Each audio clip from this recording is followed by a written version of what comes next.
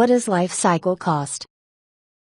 Life cycle cost is the cost that is associated with the project from the beginning of the project to the end of its useful life and beyond. It includes the cost of acquiring the project, operating it, and disposing of it at the end of its useful life. It may even include money spent after the project's useful life that is a result of the project's existence and effects. Normally, the cost of a project is considered only from the beginning of the project to its end. This is reasonable because the project team is formed to carry out the work of creating the project, deliver the deliverables, and do it within the schedule and cost goals of the project. This is really a narrow view because there are many costs that may occur for the stakeholders as the result of decisions made within the project but occurring after the project has been completed.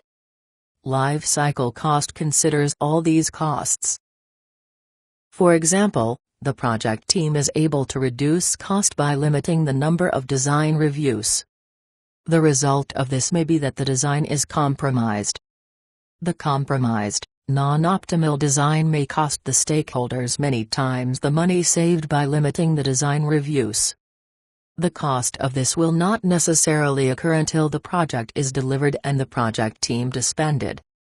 Life cycle cost would include this cost. Life cycle cost is quite important in the justification of projects.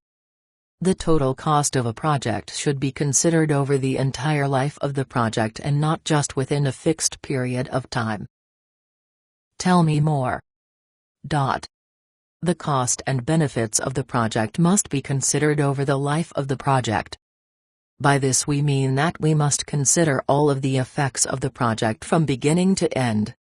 If we were building a nuclear power plant and we were to consider only the cost of building the plant and operating it for the 25 or so years it would be in operation, we would be very naive.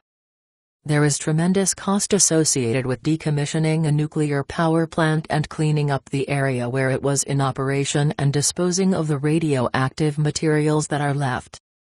Today, we have a legacy of nuclear power plants where this was not done very well. In the 1960s and 1970s, many nuclear plants were built with little regard for what would have to be done when they were worn out. Little consideration was given to the disposal of spent nuclear waste, and we still have no workable plan for disposing of it. Many of these facilities probably would not have been constructed if the full cost had been recognized at the beginning of the project. When project decisions are made, we must consider the effect of these decisions outside the direct area of the project. When cheaper materials are used for a project, it will usually result in a shorter useful life or a product that is more fragile and has higher maintenance costs. Sometimes the application and the desires of the stakeholders are that the cheaper product be made regardless of the future maintenance cost and the shorter useful life. This can be a valid decision. The important obligation of the project manager and the project team is that the customer and the stakeholders be made aware of these options and that informed decisions are made with the realization that money saved today may cost more in the long run. This again points out the importance of doing a good project justification.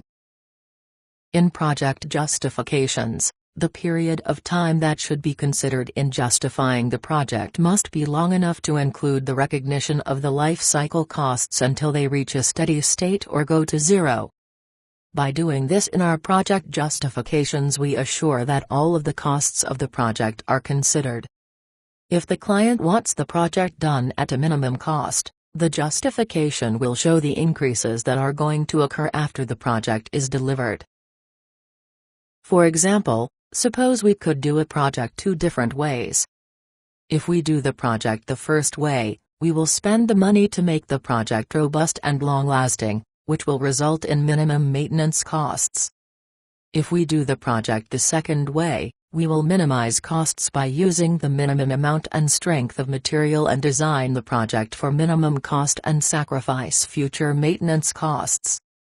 Suppose the first method of doing the project could deliver the project for $2 million and the future maintenance costs were estimated at $100,000 per year for the 15 years of the project's useful life.